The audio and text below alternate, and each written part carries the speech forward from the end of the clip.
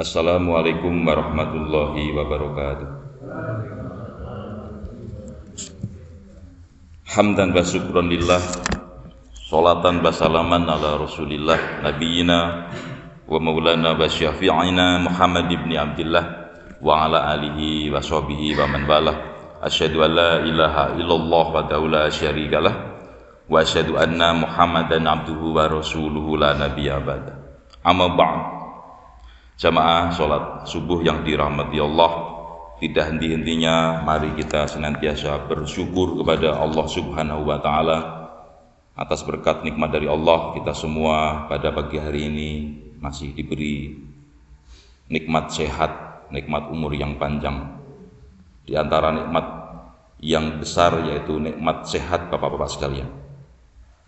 Kemarin kita semua dapat informasi bahwa Bapak Mas Kadi diamputasi kakinya, Masya Allah. Kita masih diberikan kesehatan, sehat, punya kaki lengkap, punya tangan lengkap, punya pikiran ya lengkap, mata kita ya dapat melihat, lisan ya dapat berbicara. Alhamdulillah Rabbil Alamin. Tadi malam utusan dari keluarga Bapak Mas Kadi datang ke rumah, tanya, Pak DKM, ini kalau diamputasi kakinya ini nanti dimandikan terus disolati atau enggak? Wah, saya bingung juga jawabnya, karena belum pernah mengalami Pak. Saya jawab, sependek yang saya ketahui, saya tidak tahu. Tetapi menurut saya tidak perlu disolati. Karena apa? Karena kan orangnya masih hidup, itu hanya bagian dari tubuh saja. Demikian juga saya tidak tahu apakah harus dimandikan atau tidak. Kalau harus dimandikan mungkin perlu dalil, saya belum pernah menemukan. Kalau mau dimandikan ya menurut saya lebih bagus-bagus saja. Tetapi kalau disolati kok saya belum pernah mendengar. Terus yang kedua, alasan saya, kan itu bagian tubuh dari orang yang masih hidup dipotong. Logikanya Pak, kita bapak-bapak pernah potong rambut pernah? Rambutnya perlu dimandikan tidak Pak? Tidak. Kalau potong rambut itu hanya bagian kecil saja. Kalau ini bagian tubuhnya besar, satu kaki misalnya. Terus beliau tanya lagi, Pak, nanti kalau misalnya dikuburkan, terus yang bersangkutan suatu saat dipanggil Allah, harus disatukan atau tidak? Waduh, saya juga nggak tahu ini. Sulit pertanyaannya. Saya belum pernah mengalami yang seperti ini. Tetapi saya punya pendapat. Menurut saya tidak wajib harus disatukan nantinya. Kenapa? Saya punya dalil. Bapak-bapak kalau pernah mendengar cucu Nabi yang bernama Husain alaihissalam, Imam Husain, kalau orang Syiah memanggilnya kan Imam Husain alaihissalam, cucu Nabi yang bernama Husain radhiyallahu anhu ini meninggal, antara kepalanya dengan badannya, kuburannya terpisah. Menurut saya kalau harus disatukan, dulu ketika cucu Nabi ini meninggal harus disatukan, buktinya kan tidak. Menurut saya ya tidak. Saya belum tahu kalau harus disatukan Pak, tetapi pengalaman kita melihat makam cucu Nabi Husain radhiyallahu anhu ini tidak disatukan. Menurut saya insya Allah tidak harus Pak. Yaitu pendapat saya sependek yang saya ketahui. Jangan sampai juga kita berpendapat nanti malah menjerumuskan orang ke jalan kesesatan. Saya tanya ke beliau, sebaiknya Bapak tanya ustadz yang lebih mumpuni lah, kalau saya nanti takut salah menjawab. Itu jemaah sekalian, hikmah dibalik itu kita harus banyak bersyukur. Kita masih diberikan nikmat sehat, luar biasa itu Pak. Banyak orang yang kaya Pak, tapi nggak bisa makan dengan tenang karena kolesterolnya naik, ya kan Pak? Begitu makan enak, asam uratnya kambuh. Begitu makan enak, gula darahnya tinggi itu Pak. Bapak masih diberi nikmat sehat, makan apa saja itu luar biasa Pak. Itu harus disyukuri. Oleh karena itu jangan lupa Bapak-Bapak sekalian, ketika selesai sholat membaca subhanallah, alhamdulillah, Allahu Akbar masing-masing 33 kali itu jangan lupa. Jangan langsung begitu salam langsung celing menghilang, tiba-tiba sudah sampai di rumah. Janganlah, kita banyak berpikir. Jemaah sekalian, pada kultum pagi hari ini saya mencoba berkaitan dengan masalah zikir dan doa setelah sholat. Mudah-mudahan yang sudah mengamalkan tambah yakin, kalau ada yang belum pernah mendengar mudah-mudahan bisa tambah ilmunya. Yang pertama jemaah sekalian, Rasulullah bersabda, bukan sabda, dalam satu hadis dari Samurah bin Jundabin. Nah ini sahabat Nabi. An Samurah bin Jundabin. Kita juga sambil belajar bahasa Arab ini. Kalau depannya ada an, itu setelah an itu pasti isim. Ya, kalau dalam bahasa Arab di pesantren diajarkan. Setelah itu karena an itu huruf jar, setelah itu harus dibaca majrur. Cirinya itu diantaranya dibaca kasroh. Nah gitu Pak. Lillahi. Nah kan depannya dali, lillahi ta'ala. Ila pasti majrur Pak. Cirinya diantaranya kasroh. Bapak-bapak kalau pernah membaca ila hadroti itu Pak, kasroh. Ila hadrotin Nabiil Mustafa, hadroti kasroh. An juga sama. An itu salah satu diantara huruf jar. An Samurota, kenapa dibaca Samurota kok bukan Samuroti? Itu dulu yang sering saya ketika belajar awal bahasa Arab, kenapa kok Samurota? Namanya isim ghair munsharif yang tidak boleh atau tidak bisa menerima tanwin, tuh Pak. Bahasa Arab itu sangat unik, ketentuannya itu banyak kaidah. An Samurata bin Jundabin, dari Samurah bin Jundab. Qala, dia berkata, kanan nabiyyu sallallahu alaihi wasallam idza shalla sholatan aqbala alaina biwajhihi, rawahul Bukhari, hadis riwayat Bukhari. Dari Samurah bin Jundab, dia berkata, kanan nabiyyu, keadaan Nabi Muhammad sallallahu alaihi wasallam idza shalla sholatan, ketika sholatan, sholat telah selesai sholat, satu buah sholat. Sholanya fi'il madhi itu fi'il yang telah lampau, berarti telah selesai sholat, suatu sholat, entah sholat duhur, entah asar, entah maghrib, entah yang lainnya. Aqbala alaina, beliau menghadap kepada kami, biwajhi, dengan wajahnya. Nah, oleh karena itu jemaah sekalian, di antara sunnah Nabi bagi seorang imam ketika selesai sholat menghadap kepada jamaahnya. Nah, itu Pak, itu banyak redaksi hadis diantaranya berbunyi seperti itu. Itu kisah dari sahabat bernama Samurah bin Jundab yang menceritakan keadaan Rasulullah ketika selesai sholat. Jadi imam sholat jangan tetap menghadap ke kiblat saja, tapi berbalik. Nanti kalau bapak-bapak suatu saat mengimami di rumah masing-masing, jangan lupa begitu salam menghadap kepada istrinya, anaknya. Nah itu Pak. Kalau di zaman Nabi juga dikisahkan ketika Nabi Muhammad itu mengimami sholat, melihat jamaah di absen Pak. Ini siapa yang nggak hadir? Didatangi rumahnya Pak. Kenapa kok nggak hadir? Sakit, didoakan. Kenapa kok hadir? Sibuk, mencari uang, dinasehati. Gitu kalau di zaman Nabi itu, kalau kita baca sejarah itu. Nah kalau sekarang seperti itu, mungkin imamnya ya repot juga kalau sekarang begitu Pak. Imamnya harus kerja juga padahal. Kadang-kadang imamnya juga enggak ke masjid juga barangkali. Ya repot Pak. Oleh karena itu Bapak-bapak sekalian, salah satu kadang-kadang sunnah Nabi, istihad saya Pak, kalaupun kita tidak dapat mendatangi jamaah yang enggak hadir karena sakit barangkali, kita doakan di masjid nih, gitu Pak. Kalau sesuai sunnah datang ke rumahnya. Ada pernah seorang sahabat itu kok kadang ke masjid kadang enggak. Pas dilihat ternyata, mengapa alasannya? Karena sahabat tadi bajunya cuman satu, jadi kadang dipakai istrinya, kadang dipakai suaminya. Kalau pas pakai istrinya, suaminya pakai selimut, kasihan Pak. Itulah salah satu hikmahnya kalau kita itu bersilaturahim. Oh ternyata kekurangan, dikasih sama sahabat yang lain, ini bajunya untuk kamu. Jadi istrinya biar nggak kedinginan, suaminya juga biar punya baju, dikasih baju. Nah itu karena mengapa? Karena ketika Rasulullah selesai sholat di absen. ini mana muka-muka yang biasanya hadir kok nggak hadir, ditanya ke rumahnya.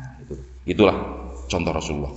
Nah kalau di sini ya saya memberikan membuat istihad, sudah kita doakan saja di masjid. Kalau yang nggak hadir karena sakit lah gitu. Kemudian jemaah sekalian, yang kedua,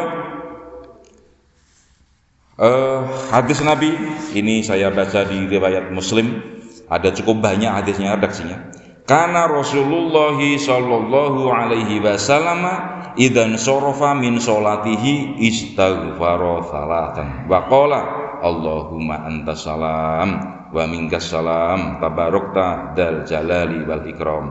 Ada beberapa redaksi hadis Bapak-bapak sekalian, ini saya hanya mengambil satu saja. Karena Rasulullah sallallahu alaihi wasallam, karena itu kalau terjemahan paling gampang itu ya keadaan Rasulullah sallallahu alaihi wasallam idza insorofa, ketika selesai min sholatihi, dari sholatnya apa yang dibaca? Istighfaro, beliau beristighfar salasan, 3 kali. Astagfirullah, astagfirullah, astagfirullah. Itu Rasulullah. Kalau ditanya, Pak, kita harus 3 kali atau lebih banyak? Yaitu terserah masing-masing Bapak sekalian. Kalau di hadis Nabi itu beberapa redaksi menyatakan Rasulullah selesai sholat itu istighfarnya 3 kali. Bahkan lafalnya itu bukan astagfirullahaladzim, tapi astagfirullah saja. Tetapi ternyata di dalam hadis yang lain itu juga ada yang menyatakan bacanya astagfirullahaladzim. Nah, jadi bapak-bapak kalau yang barangkali ada yang membaca astagfirullah saja, silakan astagfirullahaladzim, silakan minimal 3 kali. Rasulullah tidak punya salah, tidak punya dosa, bersifat maksum itu terjaga dari dosa. Itu saja setelah selesai sholat 3 kali. Di dalam riwayat yang lain Rasulullah 1 hari 1 malam istighfar berapa kali Pak? 100 Pak.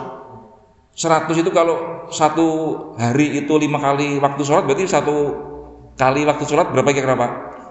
20 Pak. Itu Rasulullah yang tidak punya dosa, sering baca istighfar. Nah, kita itu yang dosanya seabrek-abrek, istighfarnya cuman pas selesai sholat, itu pun pelit, cuman sekali saja. Astagfirullahaladzim. Hati-hati Pak, kita harus banyak beristighfar.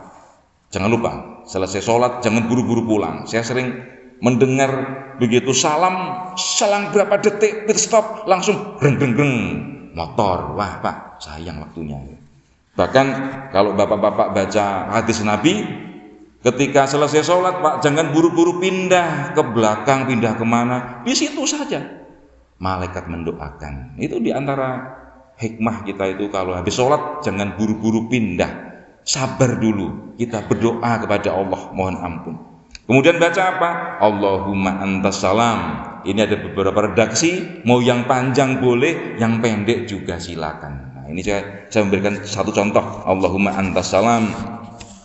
Allahumma, ya Allah, antas salam, engkaulah maha pemberi keselamatan, wa minkas salam, dan darimulah keselamatan, tabarokta, maha memberkahi, maha berkah, dal pakai ya, ada juga ya dal jalali, tidak pakai juga aja dal jalali wal ikram, yang memiliki jalal kemuliaan, wal ikram juga kemuliaan. Kemudian jamaah sekalian, selanjutnya membaca tahlil dari sahabat Nabi yang bernama Al-Mughirah bin Syu'bah radhiyallahu anhu. Beliau berkata, sami'tun nabiyya sallallahu alaihi wasallam yaqulu khalfas sholati la ilaha illallah wahdahu la syarikalah Allahumma la mani'a lima a'taita wa la mu'tiya lima mana'ta wa la yanfa'u dzal jaddi mingal jaddu. Mudah-mudahan ini hafal, agak panjang soalnya ini. Kita itu biasanya kalau disuruh menghafal pelajaran cepat, kalau menghafal doa males biasa kita itu. Sami itu saya mendengar, hati-hati Bapak sekalian. Kalau habis sami itu saya mendengar, itu belakangnya dihukumi maf'ul bih, itu biasanya dibaca harus mansub. Ciri nasabnya apa Pak? Fathah. Ini kalau saya salah baca diketawain anak pesantren. Sami itu nabiyya gitu Pak, jangan nabiyu. Sami itu nabiyya sallallahu alaihi wasallam. Pak, mohon maaf ini. Ada juga mohon maaf, doa itu yang sering dibaca salah juga. Allahumma inna nas'aluka husna, Pak. Jangan husnul khotimah, salah, Pak. Husnal khotimah. Harus dibaca mansub. Kita minta apa? Minta sesuatu. Sesuatu berarti sebagai apa? Dia sebagai objek. Objeknya itu harus apa? Hukumnya harus mansub, Pak. Gitu. Mohon maaf, kadang ada ustadz yang sudah terkenal juga gitu, kadang salah bacanya. Allahumma inna nas'aluka husna, pakai fathah, husnal khotimah, wa na'udzubika min su'il khotimah. Nah, karena huruf jar tadi. Bahasa Arab sekali lagi itu memiliki banyak kaidah. Bapak-bapak yang masih muda harus belajar. Saya nggak pernah di pesantren tapi semangat belajar. Bapak-bapak juga harus semangat. Tahlil la ilaha illallah wahdahu la syarikalah. Mau dilengkapkan lahul mulku wa lahul hamdu wa huwa ala kulli syai'in qadir. Silakan. Allahumma la mani'a lima ataita wa la mu'tiya lima mana'ta wa la yanfa'u dzal jaddi minkal jaddu. Mudah-mudahan hafal. Nanti kalau nggak hafal besok kita ulang-ulangi lagi. Kemudian selanjutnya jamaah sekalian, hadis Nabi yang berikutnya membaca tasbih, tahmid, takbir dan tahlil sebanyak 33 kali. Dari sebuah hadis saya baca, man sabbahallaha fi duburi kulli sholatin salatan wa salatina. Man sabbaha, Pak, kalau bahasa Arab lagi ini harus dibaca sabbaha, harus dibaca tasdid. Kenapa? Kalau tanpa tasdid man sabaha saja artinya barang siapa yang berenang. Loh, Pak, masalah ini. Harusnya sabbaha, membaca tasbih fi duburi kulli sholatin, di dubur, di belakang, di akhir sholat, setiap sholat, salatan 3 wa salatina dan 30, berarti 3 dan 30, 33 kali, wa hamida dan membaca hamdalah salatan wa salatina 3 dan 30, berarti 33 kali lagi, wa kabbarallaha dan mengagungkan Allah, membaca Allahu Akbar salatan wa salatina 33 kali, fatilka tis'atun, maka itulah 9 wa tis'una dan 90. Nah, bahasa Arab seperti itu. 9 dan 90 berarti berapa? 99.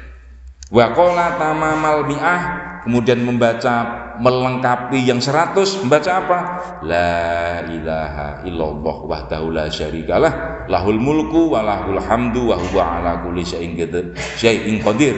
Jemaah sekalian, jangan lupa setelah selesai sholat kita membaca tasbih subhanallah 33 kali, Allahu Akbar 33 kali, alhamdulillah juga 33 kali. Jangan lupa, Pak. Jangan lupa, apalagi yang sudah kita umur-umur yang sudah ya mendekati 50, mendekati 60, ini harus banyak istighfar, Pak. Banyak berzikir kepada Allah. Kemudian selanjutnya jemaah sekalian, tadi yang pertama tadi apa tadi, Pak? Istighfar, Allahumma anta salam, kemudian berikutnya tahlil, subhanallah, alhamdulillah, Allahu Akbar. Berikutnya hadis dari Abu Umamah Al-Bahili radhiyallahu an, Nabi bersabda, man qara'a, barang siapa yang membaca ayatal kursiyi, membaca ayat kursi, duburo, tuh Pak, dubur itu di belakang, duburo kuli sholatin, maksudnya di belakang setelah selesai sholat. Kuli sholatin maktubatin, sholat yang wajib, lam yamna'hu, tidak akan mencegah baginya min dukhulil jannah, dia tidak akan tercegah masuk ke surga, illal maut, kecuali hanya mati. Itu, Pak. Jadi kalau kita rajin membaca ayat kursi setelah selesai sholat, nanti dia tidak akan tercegah, dia tidak akan sulit masuk surga kecuali penghalangnya hanya kematian. Artinya apa? Dia sudah dijamin masuk surga. Bapak-bapak saya yakin hafal, Pak. Hafal, Pak, ayat kursi, Pak. Nah, kalau nggak hafal kita ingat. Allahu la ilaha illa huwal hayyul qayyum la ta'khudhuhu sinatun wa la naum, dan seterusnya. Al-Baqarah ayat berapa, Pak? 255. Itu, Pak. Jangan lupa selesai sholat di antara sunnahnya yaitu membaca surah Yasin. Kemudian jemaah sekalian, ini sebenarnya ini nanti berjilid, Pak. Pertemuan berikutnya nanti insyaallah turunkan lagi. Ada lagi satu hadis Nabi yang sering menjadi masalah di kita itu, Pak. Sebenarnya yang betul itu membaca zikirnya itu secara keras atau secara pelan. Nah itu Pak, ternyata Bapak-Bapak sekalian, dua-duanya insya Allah diperbolehkan. Nah ada satu hadis Nabi yang berbunyi anna raf'a syauti, sesungguhnya mengangkat suara. Raf'a syauti, raf'a itu marfu', diangkat, asyaut itu suara. Bidzikri, ketika zikir, hina yang sorifun nasu, ketika manusia-manusia di zaman Nabi Muhammad itu selesai sholat, minal maktubah, setelah selesai sholat maktubah itu sholat yang wajib, kana ala ahdin Nabi, itu juga pernah terjadi di zaman Nabi itu. Ternyata di zaman Nabi juga ada juga orang yang berzikir itu suaranya agak sedikit diangkat suaranya. Nah, tapi di dalam Quran kenapa kok bisa dilarang untuk mengeraskan berdoa, mengeraskan berzikir, Bapak sekalian? Kalau zikirnya itu pelan terus, jamaah kadang nggak tahu, Pak. Kenapa sahabat Nabi itu bisa mengetahui Rasulullah itu membaca ini, Rasulullah itu membaca ini sekian kali, dari mana? Karena ya kadang suaranya itu keras, sehingga Imam Syafi'i menjelaskan bahwa mengeraskan suara itu bagian dari liyata'allamu, agar mengajarkan kepada jamaahnya. Nah, di sini di Masjid Al-Kahfi ini imamnya seringnya membaca pelan. Oleh karena itu apa yang harus dibaca ketika selesai sholat disampaikan ketika kultum subuh. Nah itu jamaah sekalian, jadi kita harus belajar bijaksana menghadapi perbedaan yang seperti ini. Kita harus belajar, harus rajin membaca hadis Nabi. Oh ternyata ada hadis Nabi yang berbunyi seperti itu. Nah kita harus belajar untuk menghadapi perbedaan itu tidak kaku. Dulu kita sudah lama Pak, puluhan tahun para ustadz ulama di Indonesia ini berbeda paham masalah kunut subuh, masalah zikir keras, sholat tarawih itu 11 atau 20 berapa Pak? 23 atau malah 36. Sudah lama Pak. Karena itu saya membuat kebijakan di masjid ini, Pak, di dalam ilmu ushul fikih, kalau ada perbedaan hadis, perbedaan pendapat itu ada 4 penyelesaian. Hadisnya ini kok begini, misalnya Pak, hadis yang satu berpendapat hadis Nabi itu menyentuh, mohon maaf, kemaluan itu membatalkan wudhu. Tapi kalau Bapak baca hadis yang lain, ternyata menyentuh kemaluan tidak membatalkan wudhu. Karena apa? Karena kemaluan itu bagian dari tubuh manusia. Itu dua-duanya hadis Nabi itu Pak. Nah, ulama membuat metodologi, ada 4 pendekatan. Ini Bapak-bapak biar tahu juga ini ilmu ushul fikih ini. Yang pertama namanya al-jam'u, dua-duanya dipakai. Hadis Nabi dua-duanya dipakai. Yang kedua, setelah al-jam'u, kalau tidak memungkinkan untuk dipakai, ada lagi namanya at-tarjih, mana yang lebih kuat. Oh, ini hadisnya sahih, ini hasan. Yang dipakai yang mana? Yang sahih. Ada lagi sahih sama hasan sahih.